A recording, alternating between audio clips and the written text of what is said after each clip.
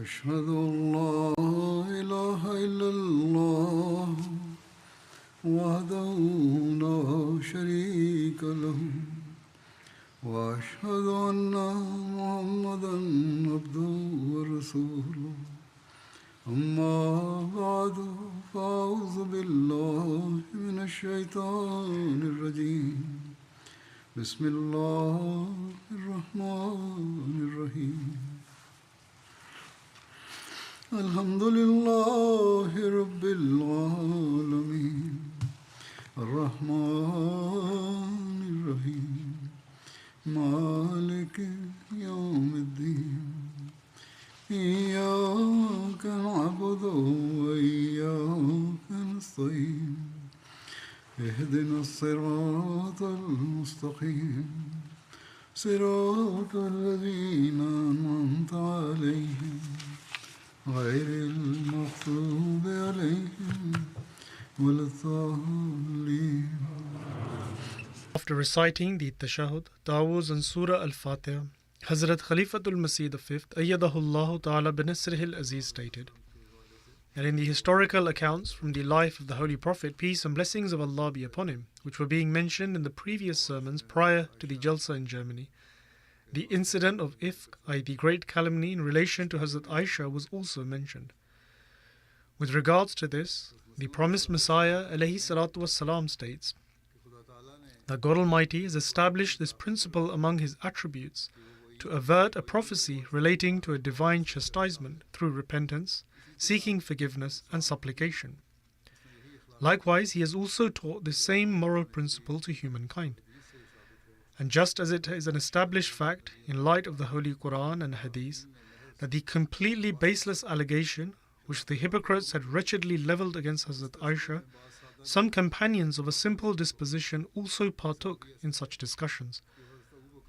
One of these companions would eat meals twice daily from the house of Hazrat Abu Bakr. And owing to this wrongdoing of his, Hazrat Abu Bakr took an oath as a form of punishment that he would never again give him any food due to this wrongful act of his. And with regards to this, the following verse was revealed: وَلْيَعْفُوا وَلْيَصْفَحُوا أَلَا تُحِبُّونَ أَن يَغْفِرَ اللَّهُ لَكُمْ وَاللَّهُ غَفُورٌ رَحِيمٌ. That is, let them forgive and pass over the offence. Do you not desire that Allah should forgive you? And Allah is most forgiving, merciful. It was after this that Hazrat Abu Bakr broke this oath he had taken and continued to provide him with his meals. The promised Messiah ﷺ further states that based on this, it is part of the Islamic morals that if one were to take an oath in order to punish someone, then to break that oath would be considered as a good moral act. For example, if one were to promise that he would certainly strike his servant 50 times with a shoe, but then forgave him, owing to him seeking repentance and expressing deep remorse, then this would be in accordance to the Islamic practice, so that one can instill within them the attributes of Allah. However, to break a promise otherwise is not permitted. One who breaks a promise will be held accountable, but not one who breaks a promise relating to a punishment. Hazrat Mirza Bashir Ahmad Sahib mentions the incident of Ifk, i.e. the great calumny, in light of the narration in Sahih Bukhari. He writes, "It is the most detailed and well composed of all narrations.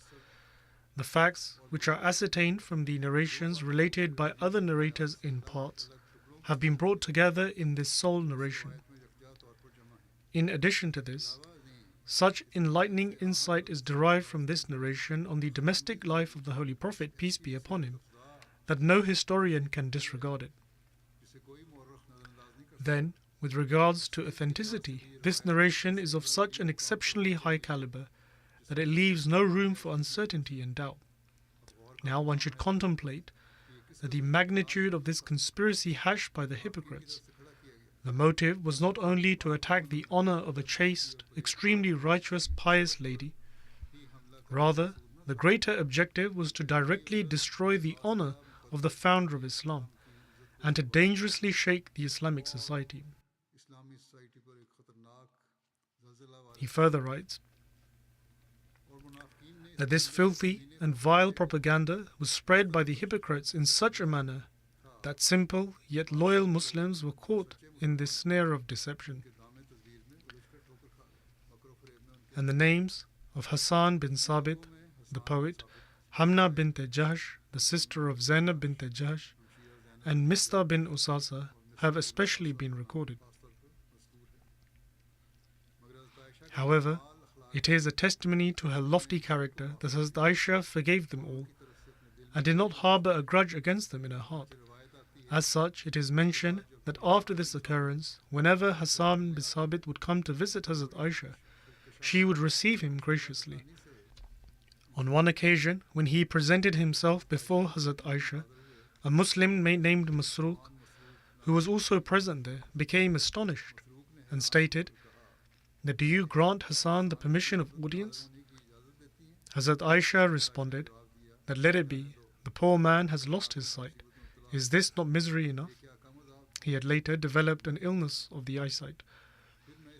She then said that, "I cannot forget that Hassan would compose verses in support of the Holy Prophet, peace and blessings of Allah be upon him, against his enemies." Hence, Hassan was granted permission, upon which he came in and sat down, and he spoke a verse in praise of Hazrat Aisha radiyallahu ta'ala anha. That is, that she is a pure and chaste woman who possesses wisdom and foresight, and her position is above and beyond doubt and uncertainty, and she does not eat the flesh of upright and innocent women. In other words, she does not slander them, nor does she speak ill of them in their absence. When Hazrat Aisha heard this couplet, she said, "What about your own state? For you did not prove to bear this quality. In other words, you took part in levelling an accusation against me, though I was innocent." Hazrat Mirza Bashir Ahmad Sahib then further writes, "Let us witness the Arabic scholarship or prejudice of Mr. Mio, who is an Orientalist. With regards to him, he states that Mr. Mio, who translates the above-mentioned couplet in an absolutely incorrect manner and in contradiction to the rules of Arabic grammar, and asserts that Hassan praised the slender body of Aisha, who in turn taunted him on his large figure. In relation to this, he writes that Mr. Mio has also committed other blatant mistakes in relating to this incident.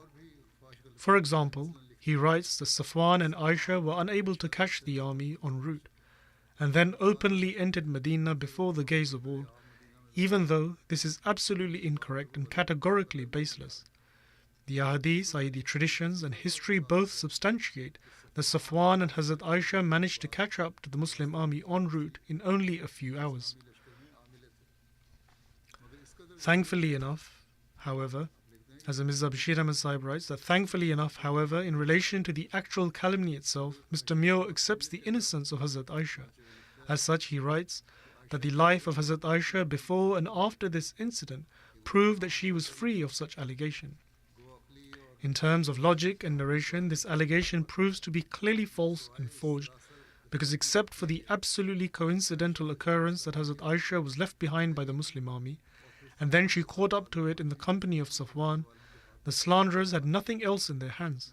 In other words, there were no witnesses, nor any further evidence, and of course, until a charge is substantiated, it cannot be accepted as true, especially if the objection relates to such people whose life is proof of the purity of their dispositions. However, for the additional satisfaction of the Muslims, and so that a fundamental rule could be established in relation to such cases for the future, divine revelation was sent down. This revelation confirmed the innocence of Hazrat Aisha and Safwan, and declared the aspersion as being completely false. And furthermore, it also presented such a fundamental law to the world with regards to occurrences of this nature, that the honor and dignity of the people, peace and harmony of society, and protection of the morality of the community was heavily based upon it. Hazrat Muslim Maud radiyallahu ta'ala anhu has also explained the reason as to why this allegation was levelled against Hazrat Aisha. He writes, "Let us ponder the real motive behind the allegation levelled against Hazrat Aisha. The reason for this was not because those people had any enmity towards Hazrat Aisha. For a woman sat at home, who had no relation with politics, jurisprudential matters, or official positions, or distribution of wealth, battles, conquest against the opposing powers, or governance, economy, then why would anyone have any enmity towards her? In other words, she did not have any relation with these matters. Thus, there was no reason for anyone to have any personal enmity towards Hazrat Aisha. There are only two possibilities for this allegation to be leveled against her. Either, God forbid, this allegation was true, which no believer could entertain for even a second, especially as Allah the Almighty had completely rejected this filthy notion from the heavens. Or the second possibility is that this allegation was leveled against Hazrat Aisha in order to cause harm to other people through her. Hazrat Muslim Maud radiyallahu ta'ala anhu further writes, and we should ponder over who were those people whom the hypocrites or their leaders would gain benefit from by their slander, and who were those people against whom they wished to take out their enmity. Even from a cursory glance, one will realize that their enmity was directed towards two people, one of whom was the Holy Prophet, peace and blessings of Allah be upon him, and the other being Hazrat Abu Bakr radiyallahu ta'ala anhu, because she was the wife of one and the daughter of the other. And both these personalities were such that by defaming them, some people would benefit from it politically or to fuel their enmity, or that the goals of certain people depended upon slandering them. Otherwise, to simply defame Hazrat Aisha alone was of no interest to anyone. At the most, the only parties interested in this could have been the other wives of the Holy Prophet, peace be upon him. It could have been that seizing the opportunity to degrade Hazrat Aisha and increase their own repute in the eyes of the Holy Prophet, peace be upon him, the other wives of the Holy Prophet, peace and blessings of Allah be upon him, could have taken part in this issue. However, history bears testimony to the fact that none of the other wives of the Holy Prophet, peace be upon him, took part in this calumny. On the contrary, in her own testimony, Hazrat Aisha says that among the wives of the Holy Prophet, peace and blessings of Allah be upon him, the only one who she considered a rival to her was Hazrat Zainab bint Jahsh. And aside from her, she did not consider any other wife to be a rival to her, because she was the one who would speak out the most. However, Hazrat Aisha says that I will never forget the beneficence of Zainab upon me, because when this allegation was leveled against me, the one person who strongly refuted it was Hazrat Zainab. Hence, if anyone could have any personal resentment against Hazrat Aisha, then it could have only been the other wives of the Holy Prophet, peace be upon him, and if they wished, they could have partaken in the slander, so that Hazrat Aisha would be degraded in the eyes of the Holy Prophet, peace be upon him, and by means of this they could have elevated their own standing, that is, the other wives. However, history attests to the fact that the other wives did not involve themselves in the matter at all. If any of them were asked, i.e. from the other wives, they only commended Hazrat Aisha. Furthermore, there is no reason for men to harbour enmity against women. Thus, this allegation against her was either because of enmity against the Holy Prophet, peace be upon him, or enmity against Hazrat Abu Bakr radiyallahu ta'ala anhu. There was no way for the proponents of this allegation to snatch away the status granted to the Holy Prophet, peace be upon him. However, what they feared was that even after the Holy Prophet, peace be upon him, they would be unable to fulfill their objectives. They saw that if anyone was capable of being a successor, i.e. Khalifa to the Holy Prophet, peace be upon him, it was Abu Bakr. They saw this as a threat and thus created an allegation against Hazrat Aisha so that she would fall out of favor in the Holy Prophet, peace be upon him's sight, and as a result of which the stature of Hazrat Abu Bakr among the Muslims would also diminish. The Muslims would begin thinking ill of Hazrat Abu Bakr and would abandon the love that they had for him, thereby closing the door for Hazrat Abu Bakr to become the Khalifa after the Holy Prophet, peace be upon him. It is for this reason that after the incident of the allegation being levelled against Hazrat Aisha, God Almighty also mentioned the institution of Khilafat in Surah Nur of the Holy Quran. The Ahadith clearly mention that the companions used to converse among themselves and often said that after the Holy Prophet, peace be upon him, if anyone holds a significant rank, it is Abu Bakr. There is a hadith which narrates that the Holy Prophet, peace be upon him, once said to Hazrat Aisha that, "O Aisha, I intended to appoint Abu Bakr as my successor after me, but I knew that Allah and the believers would not be pleased with anyone other than him." In other words, they would unanimously choose Abu Bakr. Indeed, the companions were certain that after the Holy Prophet, peace be upon him, the only person among them worthy of succeeding him was Abu Bakr. He alone was deemed fit to become the Khalifa. During the Meccan period, the question of governance and its system did not arise. But after the Holy Prophet, peace be upon him, migrated to Medina, a government was established. And naturally, this sparked concern among the hypocrites, who feared that after the Holy Prophet, peace and blessings of Allah be upon him, the institution of Khilafat would be established that would solidify the Islamic government and lead to their permanent downfall. The opponents, whose hopes had already been shattered by the Holy Prophet's arrival in Medina, now became anxious. History records that the two Arab tribes in Medina, the Aus and Khazraj, were frequently engaged in battles, leading to much bloodshed. When they realized that their constant fighting was weakening their tribe's influence, they decided to reconcile and agreed to unite under one leader. As a result, the Aus and Khazraj tribes made amends, and they chose Abdullah bin Ubay bin Salul to be the king of Medina. And it is said that after this decision, preparations were made, and even a crown was ordered for him. During the course of this time, some pilgrims from Medina returned from Mecca and reported that the awaited Prophet had appeared in Mecca and that they had pledged allegiance to him. This news led to talk and discussions about the claim of the Holy Prophet, peace and blessings of Allah be upon him. And soon after, more people from Medina went to Mecca and accepted Islam and pledged allegiance to the Holy Prophet, peace be upon him. They then requested the Holy Prophet, peace be upon him, to send a teacher and preacher with them to guide and educate them.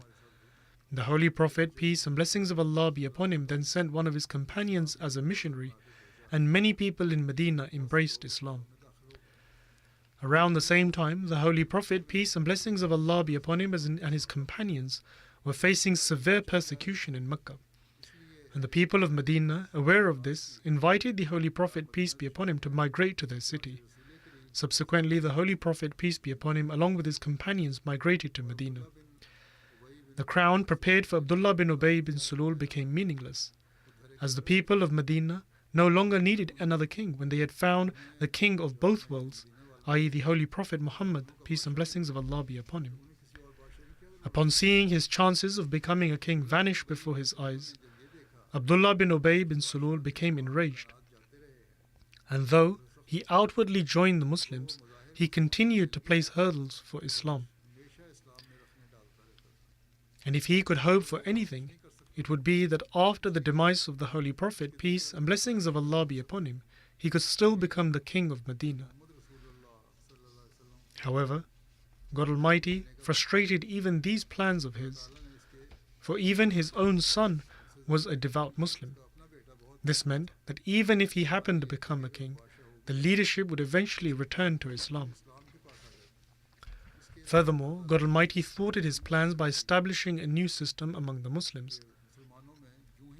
And so, they began asking the Holy Prophet, peace and blessings of Allah be upon him, various questions about the future of the Islamic government.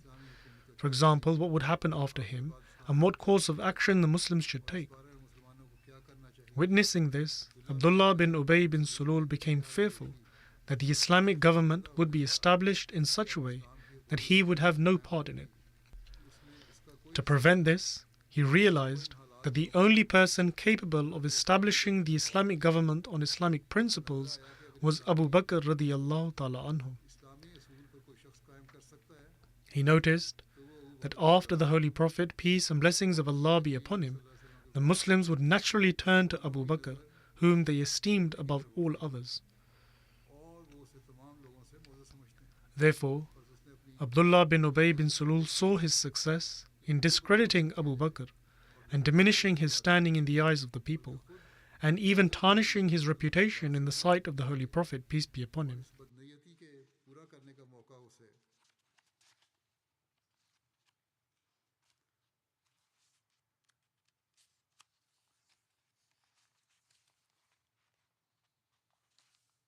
His opportunity to execute this malicious intent came when Hazrat Aisha was left behind during one of the expeditions, and this wretched individual slandered her with a vile accusation.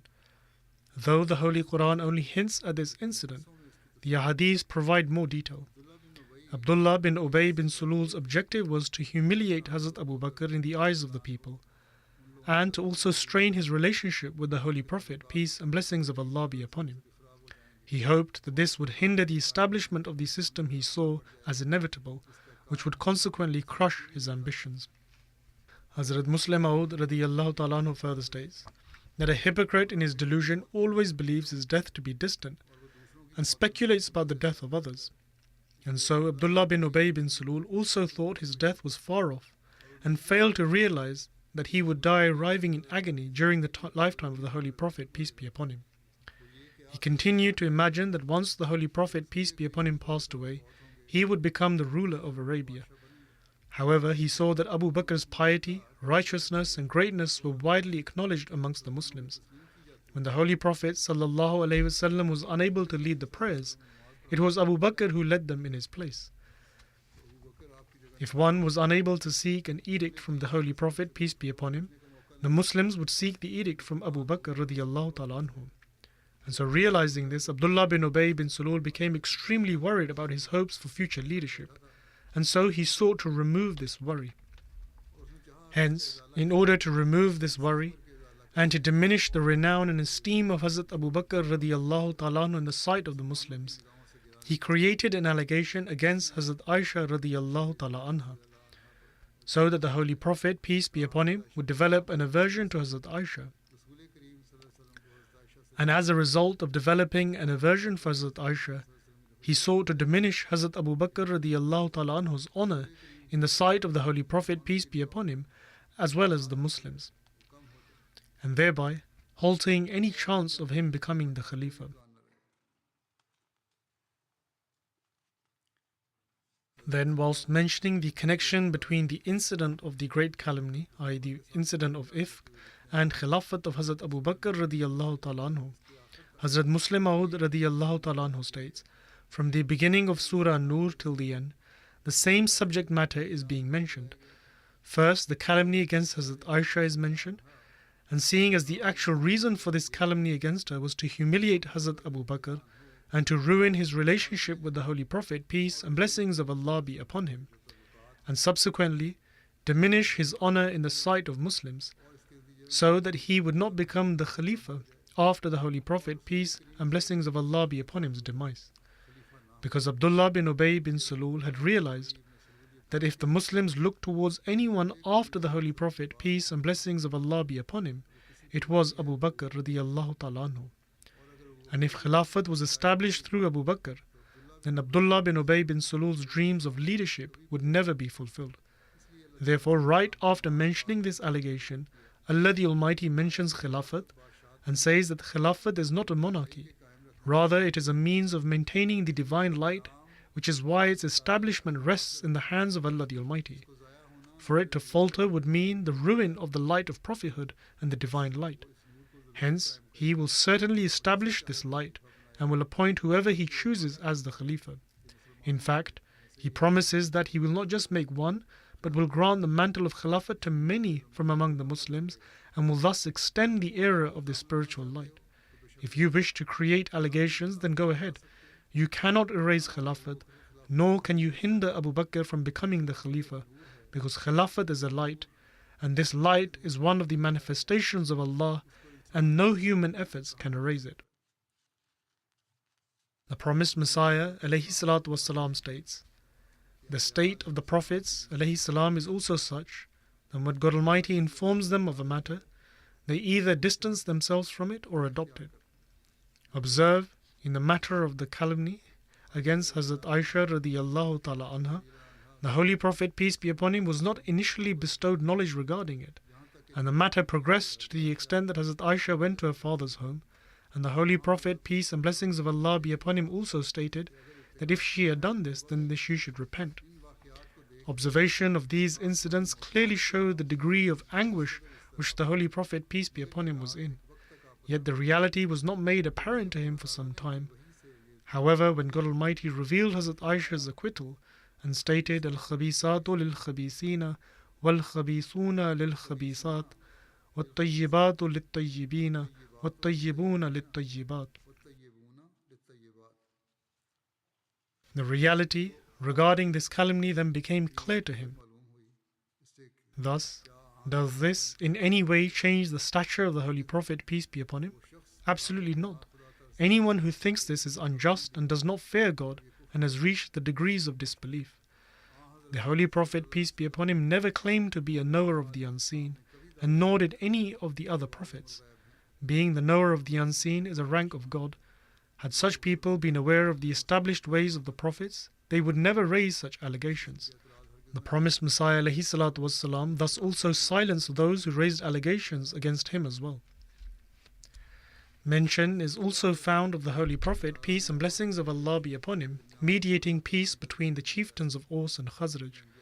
Much resentment had arisen between them, and in one narration it is mentioned that after a few days, the Holy Prophet, peace be upon him, took the hand of Hazrat Sa'd bin Mu'adh and along with some other companions departed and went to Hazrat Sa'd bin Ubadah. There they spoke for a short while. Hazrat Sa'd bin Ubadah presented food, and the Holy Prophet, peace be upon him, Hazrat Sa'd bin Mu'adh and the other companions ate from it. Thereafter the Holy Prophet, peace and blessings of Allah be upon him, left. He then waited for a few days, and after some days the Holy Prophet, peace be upon him, then took the hand of Hazrat Sa'd bin Ubadah and along with some other companions went to the home of Hazrat Sa'd bin Mu'adh. They spoke for a short while, and Hazrat Sa'd bin Mu'adh offered food, and the Holy Prophet, peace be upon him, and Hazrat Sa'd bin Ubadah and the other companions also ate. After that the Holy Prophet, peace be upon him, returned. And he did this in order to remove the resentment that had developed in their hearts due to the earlier incident. In other words, he visited one person's house with the other, and on the second occasion he visited the latter's house with the former, so that any ill feeling would dissipate. And so they both ate there and fed each other as well, and this way their resentment was gone.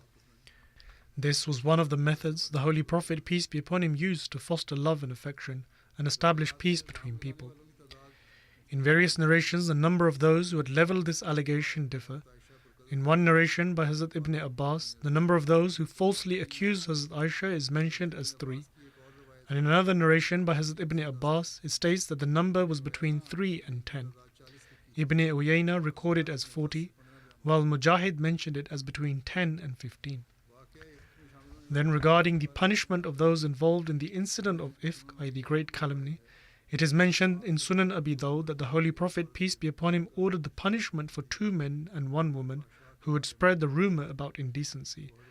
They were Hazrat Hassan bin Sabit and Mistah bin Usasa. Nufayli narrates that people said that the one woman who was mentioned was Hamna bint Jahash. Allama Mawardi stated that there is a difference of opinion regarding whether those involved in the incident of Ifk were given the had punishment, i.e. the punishment commanded by God. And one opinion is that the Holy Prophet, peace be upon him, did not administer the had punishment to any of them, while another opinion is that the Holy Prophet, peace be upon him, ordered the had punishment of Abdullah bin Ubay bin Sulul, Mistah bin Usasa, Hassan bin Sabit, and Hamna bint Jahash. Imam Qurtubi stated that the most famous narrations and recognized opinions amongst the scholars is that Hassan, Mistah, and Hamna were given the had punishment, but there is no mention of Abdullah bin Ubay bin Sulul being given the had punishment. Hazrat Muslim Maud radiyallahu ta'ala anhu stated in a sermon regarding this that due to the false accusation against Hazrat Aisha, 3 individuals were flogged, one of whom was Hassan bin Sabit, the chief poet of the Holy Prophet, peace be upon him. Another was Mistah, who was the paternal uncle of Hazrat Aisha and was the maternal cousin of Hazrat Abu Bakr. He was such a poor man that he lived in the home of Hazrat Abu Bakr. He ate there, and Hazrat Abu Bakr himself would arrange for his clothing. A woman was also among them, and all 3 were punished. In his commentary of Surah An-Nur, under verse 36, Hazrat Muslim Maud radiyallahu ta'ala anhu further writes about the flogging of Ibn Sulul. He states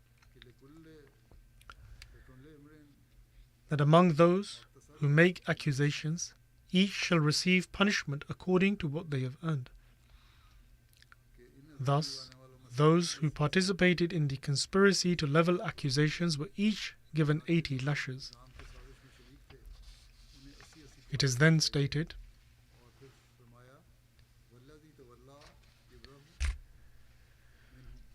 However, there is one person among them who is the greatest mischief maker and is the founder of all this discord, namely Abdullah bin Ubay bin Salul. Not only will we flog him, but we will also punish him ourselves. In accordance with this warning, he was also flogged, and later he also received punishment from Allah the Almighty, and during the lifetime of the Holy Prophet, peace be upon him, he died whilst writhing in agony. These accounts come to an end here.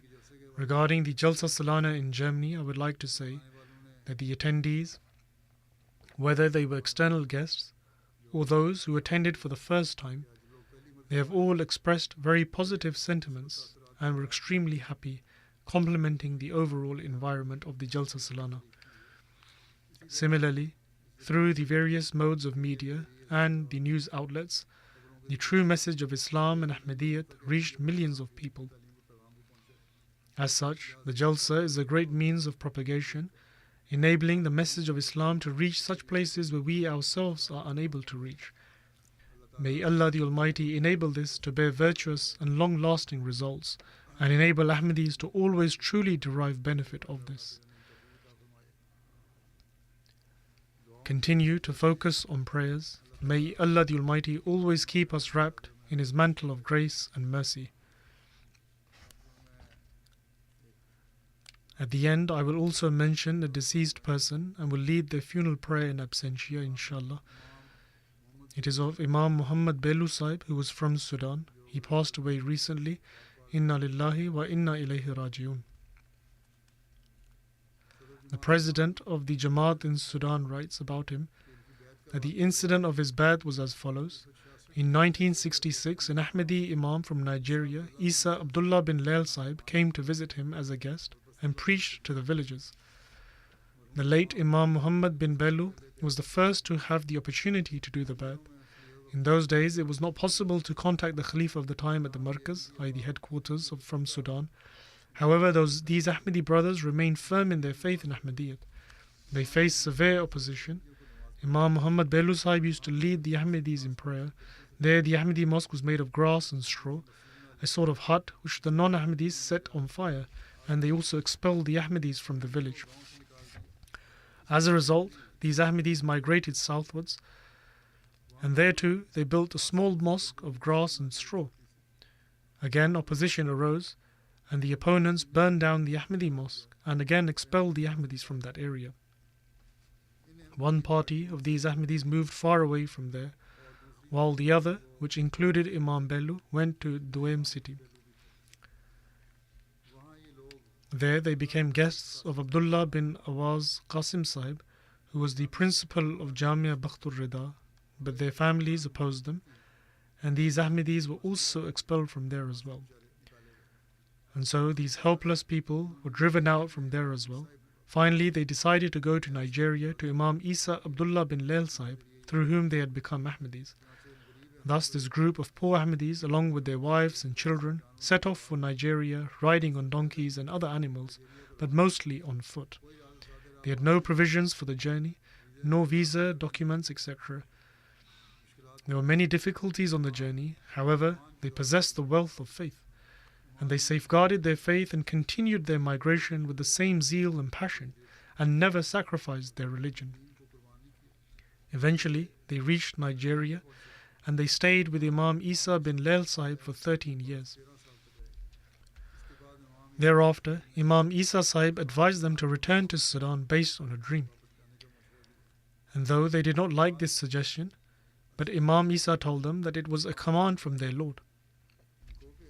And so, reluctantly, they agreed to return to Sudan. Imam Isa Sahib was shown in a dream that these people will return to Sudan after 3 years, and after the completion of 3 years, these Ahmadi immigrants set out for their homeland.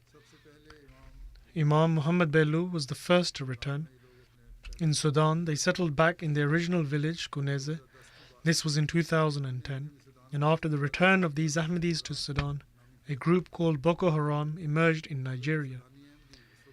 If these Sudani Ahmadis had been in Nigeria at the time, only God knows how this organization would have treated them. It was then that they understood the divine hidden wisdom behind their return from Nigeria. However, upon returning to Qunayza, they once again faced severe opposition. The small mosque which they had built was burned down once more, their homes were attacked, and cases were filed against them. They were again expelled from the village. Thereafter, the current war began, and the situation throughout Sudan worsened, with no one remaining safe then. The Ahmadis also scattered into various parts of Sudan in order to save their lives and find peace, and even now, in different areas, they are living in great hardship and poverty. May Allah the Almighty elevate the rank of the deceased, grant him forgiveness, and strengthen the faith of the remaining Ahmadis.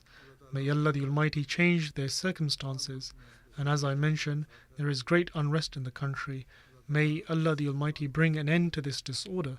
May Allah the Almighty have mercy on these people and make them fulfill the rights of one another.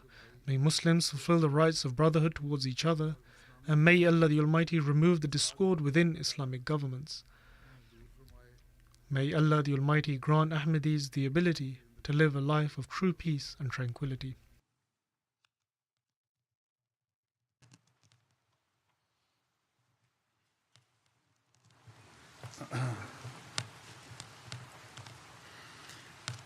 Alhamdulillah, nahmaduhu wa nasta'inuhu wa nastaghfiruh wa nu'minu bihi wa natawakkalu alayhi wa na'udhu billahi min shururi anfusina wa min sayyiati a'malina.